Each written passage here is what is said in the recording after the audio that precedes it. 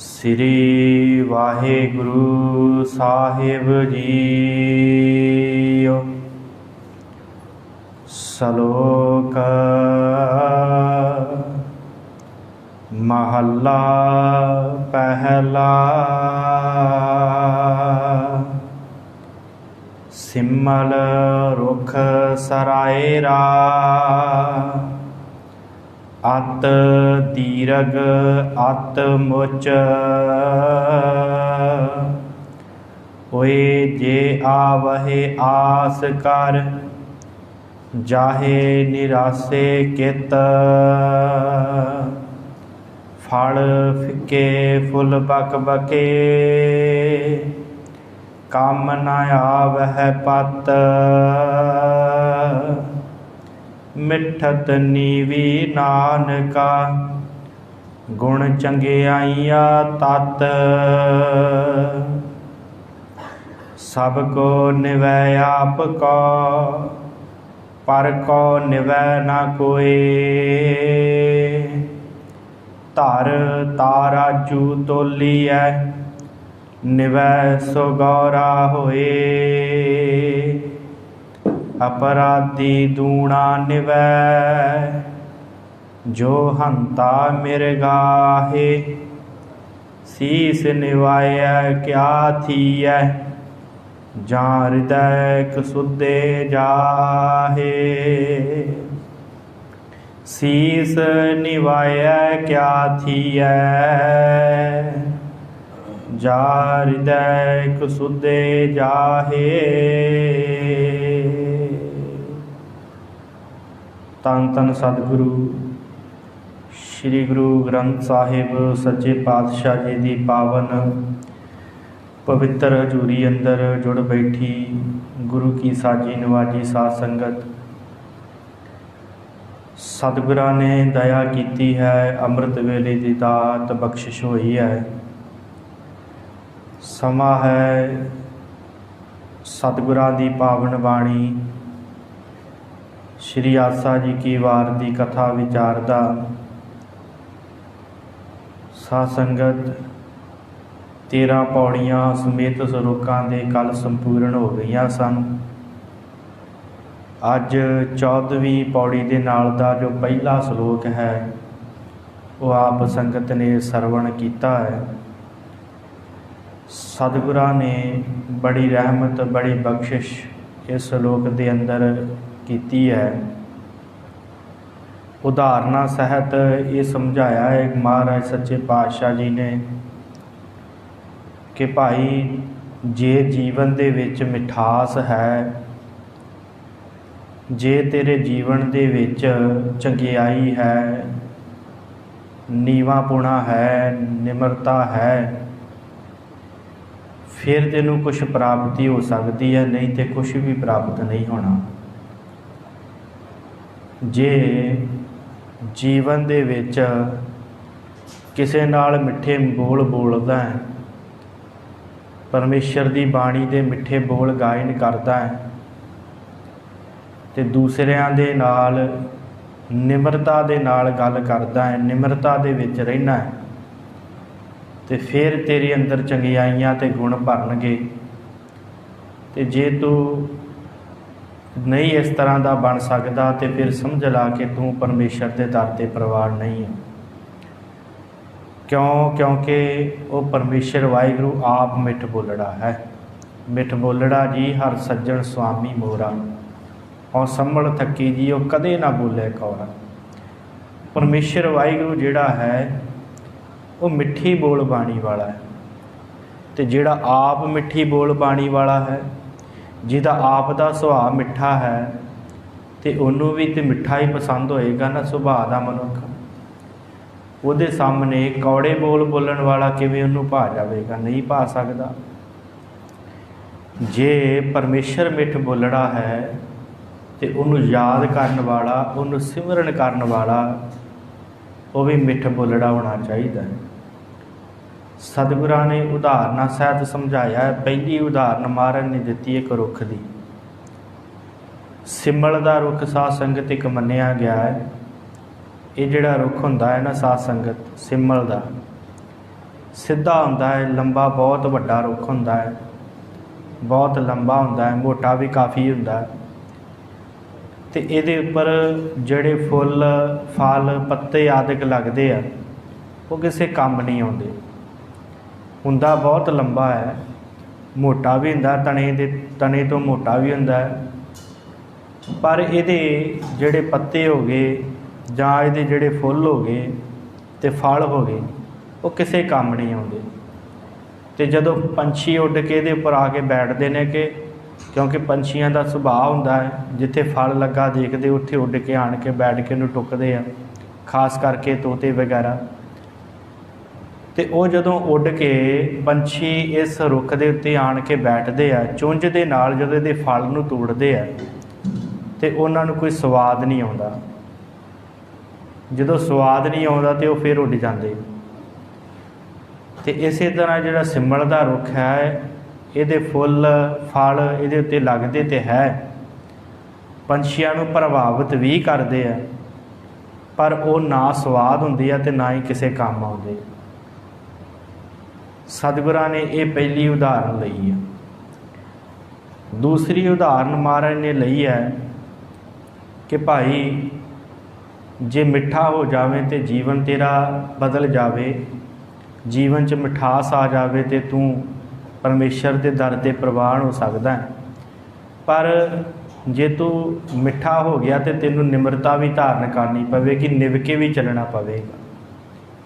ਪਰ ਜੇ ਤੂੰ ਨਿਭ ਕੇ ਨਾ ਚੱਲਿਆ ਅਤੇ ਫਿਰ ਵੀ ਤੇਰਾ ਜੀਵਨ ਕਿਸੇ ਕੰਮ ਦਾ ਨਹੀਂ। ਨਿਭਣਾ ਵੀ ਤੈਨੂੰ ਪੈਣਾ ਹੈ, ਨਿਭ ਕੇ ਚੱਲਣਾ ਪੈਣਾ ਜੀਵਨ ਦੇ ਵਿੱਚ, ਨਿਮਰਤਾ ਧਾਰਨ ਕਰਨੀ ਪਵੇਗੀ।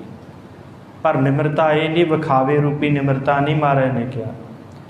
ਮਹਾਰਾਜ ਨੇ ਕਿਹਾ ਨਿਮਰਤਾ ਜਿਹੜੀ ਹੈ ਨਾ ਉਹ ਸੱਚੀ ਨਿਮਰਤਾ ਧਾਰਨ ਕਰਨੀ, ਅਸਲੀ ਨਿਮਰਤਾ। ਉਹ ਨਿਮਰਤਾ ਜਿਹੜਾ ਅੰਦਰੋਂ ਮਨੁੱਖ ਝੁਕ ਜਾਵੇ, ਐਸੀ ਨਿਮਰਤਾ ਧਾਰਨ ਕਰ ਜਿਹੜਾ ਅੰਦਰੋਂ ਪਰਮੇਸ਼ਰ ਦੇ ਦਰ 'ਤੇ ਝੁਕ ਜਾਵੇ ਅਤੇ ਉਹ ਪਰਮੇਸ਼ਰ ਤੈਨੂੰ ਬਾਂਹ ਫੜ ਕੇ ਆਪਣੇ ਗਲ ਨਾਲ ਲਾ ਲਵੇ। ਐਸੀ ਨਿਮਰਤਾ ਧਾਰਨ ਕਰ। ਸੋ ਇਸ ਤਰ੍ਹਾਂ ਮਹਾਰਾਜ ਨੇ ਉਦਾਹਰਨਾਂ ਸਹਿਤ ਸਾਨੂੰ ਸਮਝਾਇਆ ਹੈ। ਫਿਰ ਸਤਿਗੁਰਾਂ ਨੇ ਕਿਹਾ ਕਿ ਭਾਈ ਜਿਹੜਾ ਪਲੜਾ ਹੁੰਦਾ ਹੈ ਨਾ, ਤਕੜੀ ਦੇ ਦੋ ਪੱਲੇ ਹੁੰਦੇ ਆ, ਜਿਹੜਾ ਪਲੜਾ ਭਾਰਾ ਹੁੰਦਾ ਹੈ ਉਹਦਾ ਮੁੱਲ ਵੱਧ ਪੈਂਦਾ ਹੈ, ਜਿਹੜਾ ਵੱਧ ਝੁਕ ਜਾਂਦਾ ਹੈ ਉਹ ਭਾਰਾ ਹੋ ਜਾਂਦਾ ਹੈ, ਉਹ ਤੋਲ 'ਚ ਵੀ ਗੌਰਾ ਹੋ ਜਾਂਦਾ, ਭਾਰਾ ਹੁੰਦਾ, ਤੋਲ ਦੇ ਵਿੱਚ ਆਉਂਦਾ। ਇਸ ਕਰਕੇ ਜਿਹੜਾ ਨਿਭ ਜਾਂਦਾ ਹੈ ਉਹਨੂੰ ਸਾਰੇ ਗੁਣ ਪ੍ਰਾਪਤ ਹੋ ਜਾਂਦੇ ਆ। ਇਹ ਸਤਿਗੁਰਾਂ ਨੇ ਅੱਜ ਦੇ ਇਸ ਸ਼ਲੋਕ ਦੇ ਅੰਦਰ ਬਖਸ਼ਿਸ਼ ਕੀਤੀ। ਸਿਮਲ ਵਰਗੇ ਮਨੁੱਖ ਕਿਹੜੇ ਹਨ ਜਿਨ੍ਹਾਂ ਦਾ ਸੁਭਾਅ ਸਿਮਲ ਵਰਗਾ ਹੈ, ਅਤੇ ਕਿਹੜੇ ਹਨ ਜਿਹੜੇ ਨਿਭਦੇ ਆ ਅਤੇ ਜਿਨ੍ਹਾਂ ਨੂੰ ਪ੍ਰਾਪਤੀ ਹੁੰਦੀ ਹੈ, ਅਤੇ ਨਾ ਨਿਮਲ ਵਾਲੇ ਕਿਹੜੇ ਹਨ ਜਿਹੜੇ ਬਾਹਰੋਂ ਝੁਕਦੇ ਹਨ। ਉਹਨਾਂ ਦੀ ਕੀ ਮਹਾਰਾਜ ਨੇ ਉਦਾਹਰਨ ਦਿੱਤੀ ਹੈ। ਆਓ ਆਪਾਂ ਇਸ ਸ਼ਲੋਕ ਨੂੰ ਵਿਚਾਰਨ ਦਾ ਯਤਨ ਕਰੀਏ। ਵਿਚਾਰਾਂ ਦੀ ਆਰੰਭਤਾ ਤੋਂ ਪਹਿਲਾਂ ਫਤਿਹ ਨਾਲ ਸਾਂਝ ਪਾਈਏ। ਆਖੋ ਜੀ ਵਾਹਿਗੁਰੂ ਜੀ ਕਾ ਖਾਲਸਾ, ਵਾਹਿਗੁਰੂ ਜੀ ਕੀ ਫਤਿਹ। ਸ਼ਲੋਕ ਮਹੱਲਾ ਪਹਿਲਾ। ਧੰਨ ਸ਼੍ਰੀ ਗੁਰੂ ਨਾਨਕ ਸਾਹਿਬ ਜੀ ਦਾ ਪਾਵਨ ਸ਼ਲੋਕ ਹੈ। ਸਿਮਲ ਰੁੱਖ ਸਰਾਇਰਾ, ਅਤ ਦੀਰਘ ਅਤ ਮੁੱਚ। ਮਾਰੇ ਕਹਿੰਦੇ ਸਿਮਲ ਦਾ ਭਾਈ ਰੁੱਖ ਹੁੰਦਾ ਹੈ। ਸਰਾਇਰਾ ਦਾ ਅਰਥ ਹੁੰਦਾ ਹੈ ਸਿੱਧਾ, ਲੰਬਾ, ਜਿਵੇਂ ਤੀਰ ਵਾਂਗੂ ਸਿੱਧਾ। ਮਹਾਰਾਜ ਕਹਿੰਦੇ ਉਹ ਸਿੱਧਾ ਹੁੰਦਾ ਹੈ। ਅਤ ਦੀਰਘ ਦਾ ਅਰਥ ਬਹੁਤ ਲੰਬਾ ਹੁੰਦਾ ਹੈ। ਮੁੱਚ ਦਾ ਅਰਥ ਕਰਾਂਗੇ ਬਹੁਤ ਮੋਟਾ ਹੁੰਦਾ ਹੈ। ਮਹਾਰਾਜ ਕਹਿੰਦੇ ਕੁਝ ਮਨੁੱਖ ਐਸੇ ਹੁੰਦੇ ਆ ਆਪਣੇ ਜੀਵਨ ਦੇ ਵਿੱਚ ਜਿਹੜੇ ਸਿਮਲ ਰੁੱਖ ਵਰਗੇ ਹੁੰਦੇ ਆ। ਉਹ ਆਪਣੇ ਆਪ ਨੂੰ ਦਿਖਾਵੇ ਦੇ ਤੌਰ ਦੇ ਉੱਤੇ ਬੜੇ ਧਰਮੀ ਕਹਿੰਦੇ ਆ, ਤਾਂ ਕਹਿੰਦੇ ਅਸੀਂ ਧਰਮ ਕਮਾ ਕੇ ਬੜੇ ਉੱਚੇ ਹੋ ਗਏ। ਮਹਾਰਾਜ ਕਹਿੰਦੇ ਵੇਖਣ ਦੇ ਵਿੱਚ, ਅੰਦਰੋਂ ਨਹੀਂ ਬਾਹਰੋਂ ਵੇਖਣ ਦੇ ਵਿੱਚ ਉਹ ਇੰਝ ਲੱਗਦੇ ਆ ਜਿਵੇਂ ਉਹਨਾਂ ਦਾ ਜੀਵਨ ਬੜਾ ਪਵਿੱਤਰ ਹੋਵੇ, ਬੜੇ ਲੰਬੇ ਲੱਗਦੇ ਆ ਜੀਵਨ ਦੇ ਵਿੱਚ। ਜਿਵੇਂ ਸਿੰਬਲ ਦਾ ਰੁੱਖ ਬੜਾ ਲੰਬਾ ਹੁੰਦਾ ਹੈ, ਸਿੱਧਾ ਹੁੰਦਾ ਹੈ, ਉਹ ਧਰਮ ਕਰਮਾਂ ਦੇ ਵਿੱਚ ਬੜੇ ਸਿੱਧੇ ਹੁੰਦੇ ਆ। ਸਿਮਲ ਰੁੱਖ ਸਰਾਇਰਾ, ਅਤ ਦੀਰਘ ਅਤ ਮੁੱਚ। ਅਤੇ ਫਿਰ ਉਹ ਜਿਹੜੇ ਮਨੁੱਖ ਹੁੰਦੇ ਆ ਬਾਹਰੋਂ ਦੇਖਣ ਦੇ ਵਿੱਚ ਆਪਣੇ ਆਪ ਨੂੰ ਧਰਮੀ ਵੀ ਕਹਿੰਦੇ ਆ, ਆਪਣੇ ਆਪ ਨੂੰ ਬਹੁਤ ਵੱਡੇ ਧਰਮੀ ਵੀ ਕਹਿੰਦੇ ਆ, ਦਾਨੀ ਵੀ ਕਹਿੰਦੇ ਆ, ਪੁੰਨੀ ਵੀ ਕਹਿੰਦੇ ਆ। ਲੋਕ ਉਹਨਾਂ ਤੋਂ ਵੇਖ ਕੇ ਪ੍ਰਭਾਵਿਤ ਹੁੰਦੇ ਆ ਤੇ ਫਿਰ ਸਤਿਗੁਰੂ ਬਖਸ਼ਿਸ਼ ਕਰਦੇ ਆ, ਓਏ ਜੇ ਆਵਹਿ ਆਸ ਕਰ ਜਾਹੇ ਨਿਰਾਸੇ ਕਿਤ। ਮਹਾਰਾਜ ਕਹਿੰਦੇ ਫਿਰ ਲੋਕ ਪ੍ਰਭਾਵਿਤ ਹੁੰਦੇ ਉਹਨਾਂ ਦੇ ਜੀਵਨ ਤੋਂ, ਜਦੋਂ ਬਾਹਰੋਂ ਦੇਖਦੇ ਨਾ ਕਿ ਬੰਦਾ ਬੜਾ ਧਰਮ ਕਰਮ ਕਰਨ ਵਾਲਾ, ਫਿਰ ਉਹਦੇ ਲਾਗੇ ਆਉਂਦੇ ਆ, ਜੁੜਦੇ ਆ ਮਨੁੱਖ ਦੂਸਰੇ ਵੀ, ਕਿ ਚੱਲ ਸਾਨੂੰ ਵੀ ਕੁਝ ਗਿਆਨ ਪ੍ਰਾਪਤ ਹੋ ਜਾਵੇ, ਅਸੀਂ ਵੀ ਪਰਮੇਸ਼ਰ ਨੂੰ ਸਿਮਰ ਲਈਏ। ਮਹਾਰਾਜ ਕਹਿੰਦੇ ਜਿਵੇਂ ਪੰਛੀ ਉੱਡ ਕੇ ਸਿਮੜ ਰੁੱਖ 'ਤੇ ਬਹਿ ਜਾਂਦੇ ਆ ਅਤੇ ਫਲਾਂ ਨੂੰ ਟੁੱਕਦੇ ਆ, ਪ੍ਰਾਪਤ ਕੁਝ ਨਹੀਂ ਹੁੰਦਾ, ਇਸੇ ਤਰ੍ਹਾਂ ਕਈ ਮਨੁੱਖ ਇਹਨਾਂ ਦਾ ਜੀਵਨ ਦੇਖ ਕੇ ਇਹਨਾਂ ਦੇ ਕੋਲ ਆਉਂਦੇ ਕਿ ਸਾਨੂੰ ਕੋਈ ਧਰਮ ਦਾ ਗਿਆਨ ਹੋ ਜਾਵੇ, ਸਾਨੂੰ ਕੁਛ ਪ੍ਰਾਪਤੀ ਹੋ ਜਾਵੇ। ਮਹਾਰਾਜ ਕਹਿੰਦੇ ਆ ਕਿ ਇਹ ਜਦੋਂ ਉੱਡ ਕੇ ਆਉਂਦਾ ਨਾ, ਓਏ ਜੀ ਆਵੇ ਆਸ ਕਰ ਜਾਹੇ ਨਿਰਾਸੇ ਕਿਤ।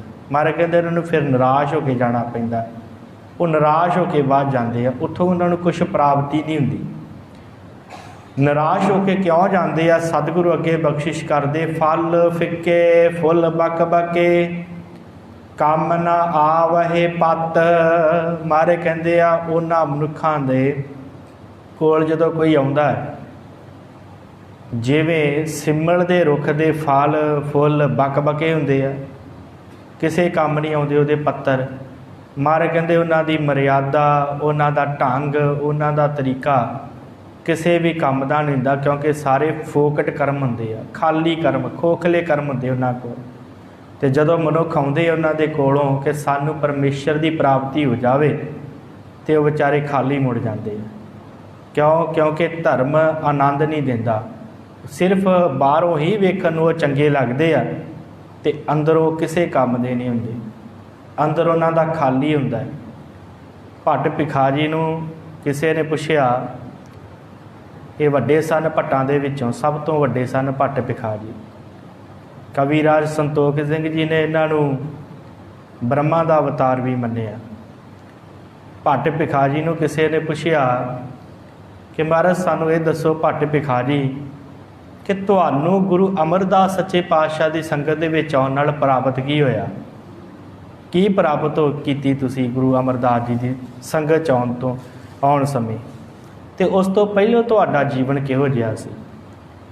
ਅਤੇ ਭੱਟ ਭਿਖਾਰੀ ਨੇ ਬੜਾ ਸੁੰਦਰ ਇੱਕ ਸਵਈਆ ਉਚਾਰਨ ਕੀਤਾ, ਅਤੇ ਉਹ ਇਸੇ ਸਿੰਬਲ ਰੁੱਖ ਵਾਲੇ ਮਨੁੱਖਾਂ ਦੀ ਉਹਨਾਂ ਨੇ ਗੱਲ ਕੀਤੀ ਹੈ, ਜਿਨ੍ਹਾਂ ਦੀ ਬਾਹਰਲੀ ਮਰਿਆਦਾ ਹੋਰ ਸੀ ਅਤੇ ਅੰਦਰੋਂ ਹੋਰ ਸਨ। ਜਿਹੜੇ ਬਾਹਰੋਂ ਧਰਮ ਕਰਮ ਕਰਨ ਵਾਲੇ ਲੱਗਦੇ ਸੀ ਅਤੇ ਅੰਦਰੋਂ ਜਿਹੜੇ ਸੀ ਉਹ ਬਿਲਕੁਲ ਹੀ ਖੋਖਲੇ ਸਨ, ਖਾਲੀ ਸਨ, ਫੋਕਟ ਕਰਮ ਕਰਦੇ ਸਨ, ਪਰ ਅੰਦਰ ਉਹਨਾਂ ਦੇ ਗਿਆਨ ਨਹੀਂ ਸੀ, ਤਤ ਗਿਆਨ ਨਹੀਂ ਸੀ। ਭੱਟ ਭਿਖਾਰੀ ਕਹਿੰਦੇ, ਰਹਿਓ ਸੰਤ ਹਾਂ ਟੋਲ ਸਾਧ ਬਹੁ ਤੇਰੇ ਡਿੱਠੇ। ਕਹਿੰਦੇ ਅਸੀਂ ਟੋਲਦੇ ਰਹੇ ਸਾਧਾਂ ਨੂੰ, ਸੰਤਾਂ ਨੂੰ। ਰਹਿਓ ਸੰਤ ਹਾਂ ਟੋਲ ਸਾਧ ਬਹੁ ਤੇਰੇ ਡਿੱਠੇ, ਬੜੇ ਸਾਧ ਵੇਖੇ ਅਸੀਂ। ਰਹਿਓ ਸੰਤ ਹਾਂ ਟੋਲ ਸਾਧ ਬਹੁ ਤੇਰੇ ਡਿੱਠੇ, ਸੰਨਿਆਸੀ ਤਪਸੀ ਮੁਖੋਂ ਇਹ ਪੰਡਤ ਮਿੱਠੇ। ਕਹਿੰਦੇ ਸੰਨਿਆਸੀ ਵੀ ਦੇਖ ਲਏ, ਤਪਸਵੀ ਵੀ ਦੇਖ ਲਏ, ਅਤੇ ਪੰਡਤ ਵਿਦਵਾਨ ਵੀ ਦੇਖ ਲਏ। ਰਹਿਓ ਸੰਤ ਹਾਂ ਟੋਲ ਸਾਧ ਬਹੁ ਤੇਰੇ ਡਿੱਠੇ, ਸੰਨਿਆਸੀ ਤਪਸੀ ਮੁਖੋਂ ਇਹ ਪੰਡਤ ਬਿਠੇ। ਏਕ ਬਰਸ ਹਾਂ ਫਿਰਿਓ ਕਿਨੇ ਨੌ ਪਰਚੋ ਲਾਇਓ, ਕਹਿਤੇ ਆ ਕਹਿਤੀ ਸੁਣੀ ਰਹਿਤ ਕੋ ਖੁਸ਼ੀ ਨਾ ਆਇਓ।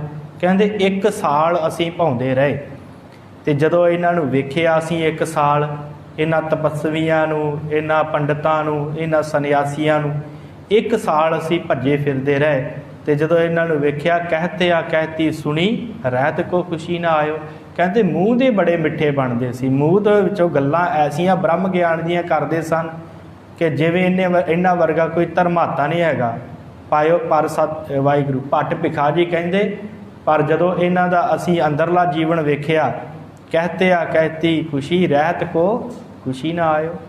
ਕਹਿੰਦੇ ਕਹਿਣ ਸੁਣ ਦੇ ਵਿੱਚ ਚੰਗੇ ਸਨ, ਪਰ ਰਹਿਤ ਦੇ ਵਿੱਚ ਬਹੁਤ ਮਾੜੇ, ਜੀਵਨ ਨਹੀਂ ਸੀ ਚੰਗਾ। ਅੰਦਰੋਂ ਦੇਖਿਆ ਜਦੋਂ ਇਹਨਾਂ ਨੂੰ, ਕਹਿਤੇ ਆ ਕਹਿਤੀ ਸੁਣੀ ਰਹਿਤ ਕੋ ਖੁਸ਼ੀ ਨਾ ਆਇਓ, ਹਰ ਨਾਮ ਛੱਡ ਦੂਜੇ ਲੱਗੇ, ਤਿਨਕੇ ਗੁਣ ਹੋ ਕਿਆ ਕਹੋ, ਗੁਰਦਈਓ ਮਲਾਇਓ ਭਿਖਿਆ, ਜਿਵ ਤੂੰ ਰੱਖੇ ਤਿਵ ਰਹੋ।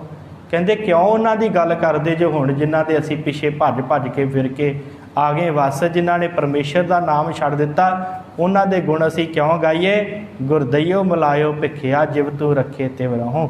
ਹੁਣ ਤਾਂ ਸਾਨੂੰ ਧੰਨ ਗੁਰੂ ਅਮਰਦਾਸ ਜੀ ਨੇ ਪਰਮੇਸ਼ਰ ਨੂੰ ਮਿਲਾ ਦਿੱਤਾ, तो हुण असी धन श्री गुरु अमरदास जी के चरणों 'च पैने आ। हुण सतगुरु अमरदास जी कोलों ही असी सारा ज्ञान लैने आ।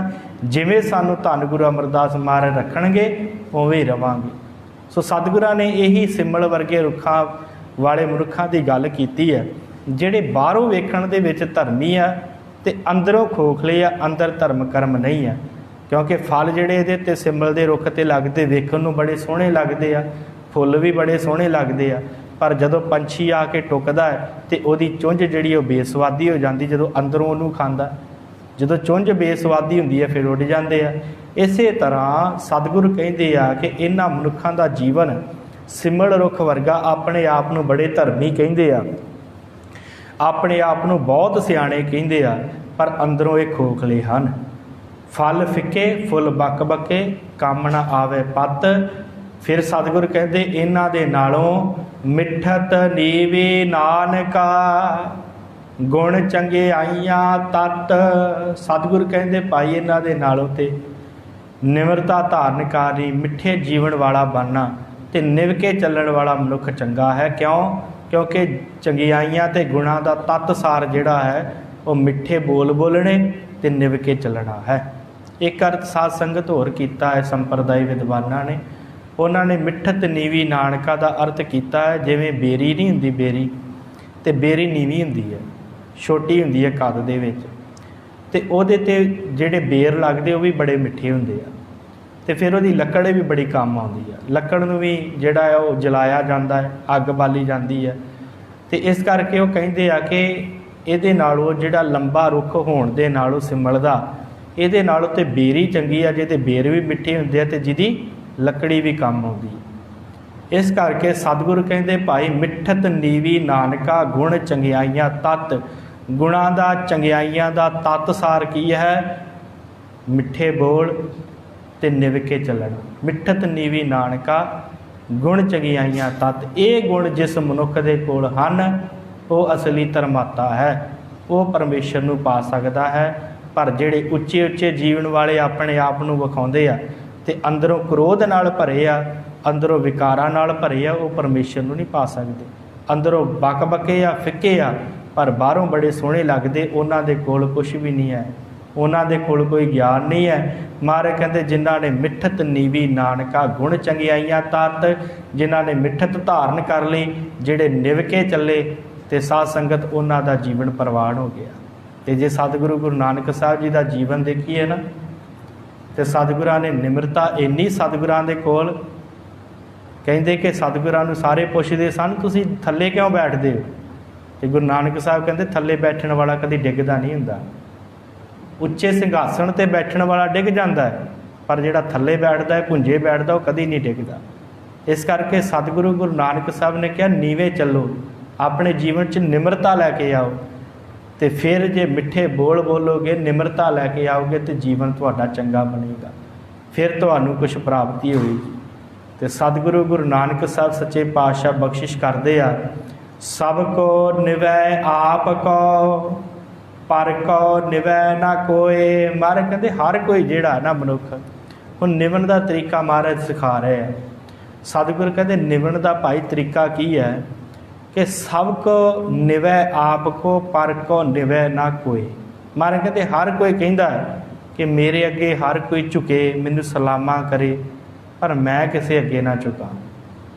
सब को निवै आप को पर को निवै ना कोई। महाराज कहते हर कोई कहता मेरे अगे आके झुक जावे संसार, पर मैं किसी अगे ना झुका।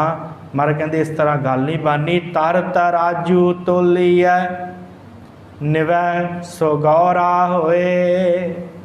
सतगुरु कहते धर तराजू तोलीए निवै सुगौरा होए। एक गल याद रखियो कि जे तकड़ी दे दो छाबियां दे विच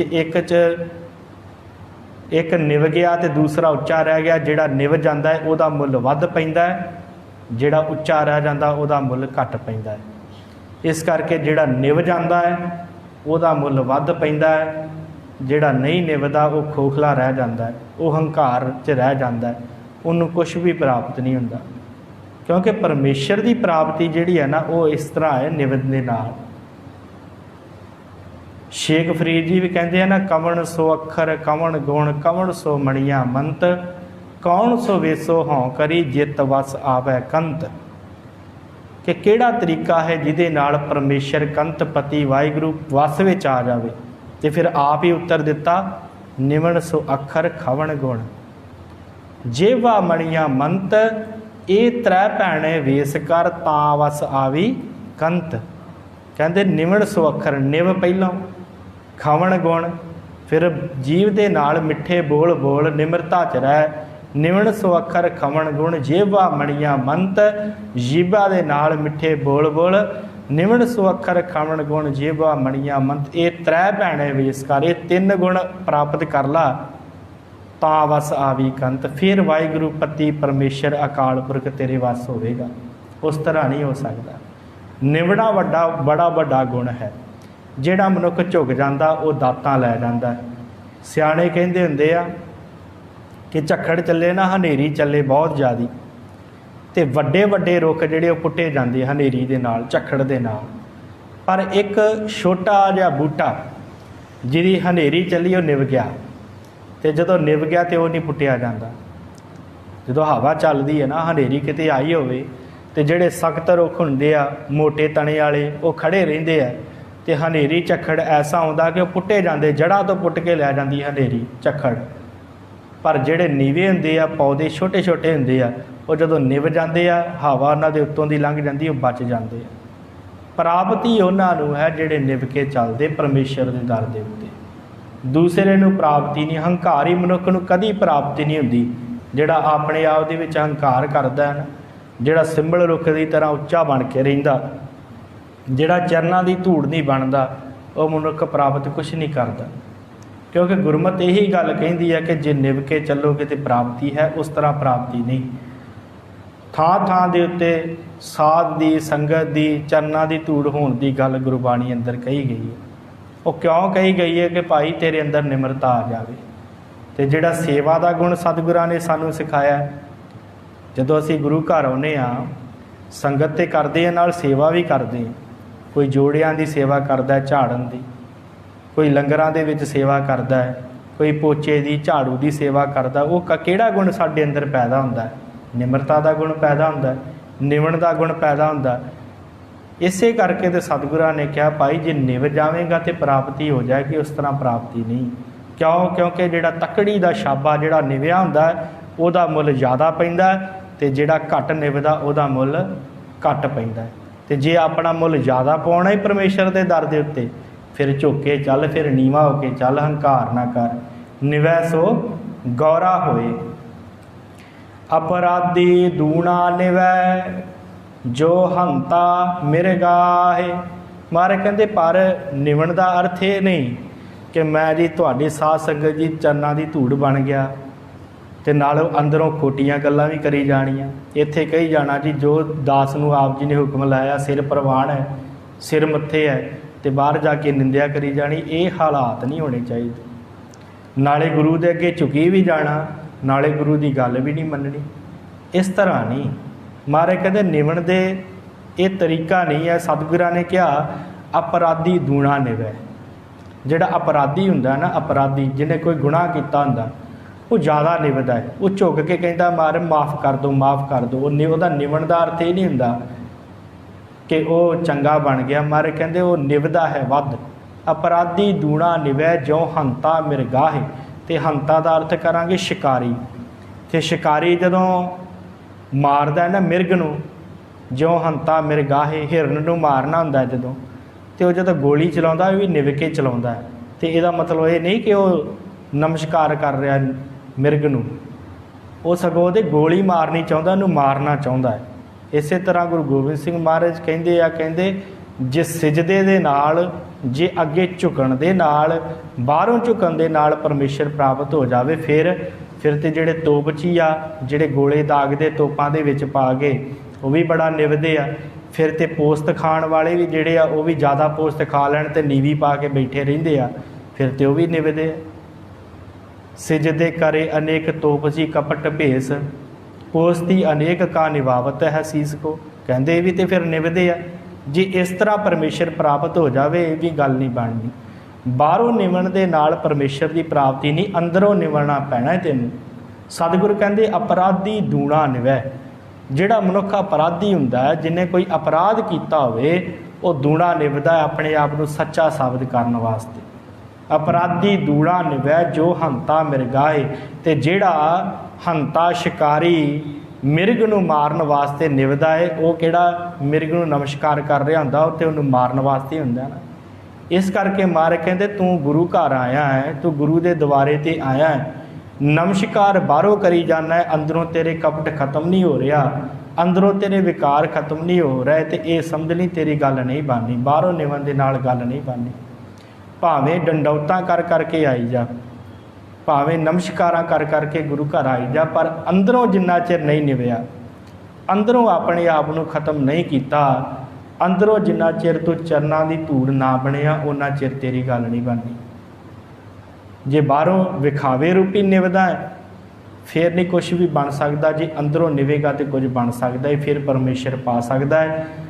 सीस निवाया क्या थी है, जा हृदय कुसुदे जाहे। मारे कहते सीस नवाउण दे नाल की हो जाएगा भाई, जे तू कहना है कि मैं सीस नवाना है, नमस्कार करदा है, सीस नवाया क्या थी है, की फायदा तेरा सीस नवाउण दा। जा हृदय कुसुदे जाहे। जे हृदय दे विच तेरे मैल भरी है, जे अंदर तेरे विकार भरे आ, जे अंदर तेरे पाप भरे है, तो फिर तू किवें परमेश्वर नूं प्राप्त कर लेगा, नहीं कर सकता। इस करके सतगुरां ने इस पावन समुचे सलोक च यही दस्सिया कि भाई नीवे रहना बड़ा वड्डा गुण है, क्योंकि कहते आ कि बुरे नाल सब करन बुराई, ये सब दुनिया जाने, बुरे नाल जो करे भलाई, ये गुरु नानक जाने। गुरु नानक साहब का जीवन पढ़ के वेखिए ना, ਜਿਹੜੇ बुरे सन, माड़े जीवन वाले सन, सतगुरां ने उन्होंने भी तार दिता, उन्होंने जीवन अंदर भी सतगुरां ने नाम की दात भर दी, उन्होंने जीवन भी उच्चा चुक दिता। पर सतगुरां ने इसे करके कहा भाई जिहड़ा निव के चलदा प्राप्ति उन्होंने है, तो जिहड़ा हंकार दे विच चलदा वो कुछ नहीं प्राप्त करता। क्योंकि जीवन दे विच निमरता बड़ा वड्डा गुण है, ये तत्त सार है चंगियाइयां दा। गुण उस मनुख दे अगे विच भरदे आ, जिहड़ा मनुख गुण धारण करना चाहुंदा है, उन्होंने सब तो पहलों निमना पैंदा है। जे किसी उस्ताद दे कोल कोई जावे ना कि मैनूं कोई सिक्ख्या दे दिओ, तो सब तो पहलों उन्होंने जाके उत्थे निमना पैना, गल उहदी मननी पैनी, फिर वो कुछ ना कुछ गुण सिखावेगा। पर जे उत्थे जाके उस्ताद की बरियाई करी जावे, उस्ताद नहीं गल ना मन्ने, तो भी उन्होंने कुछ नहीं सिखाउंदा। इस करके महाराज ने कहा भाई जे निवजोगे तो फल प्राप्त कर लोगे, तो पर निवना किवें है, वो भी महाराज ने कहा कि निवना अंदरों निवना, बाहरों नहीं। बाहरों तो सारे मत्था टेकते, अपने अंदर नूं गुरु के द्वारे ते अर्पण कर दीए, अंदरों झुक जाइए तो सारे गुण सारियां चंगियाइयां प्राप्त हो जाणगियां।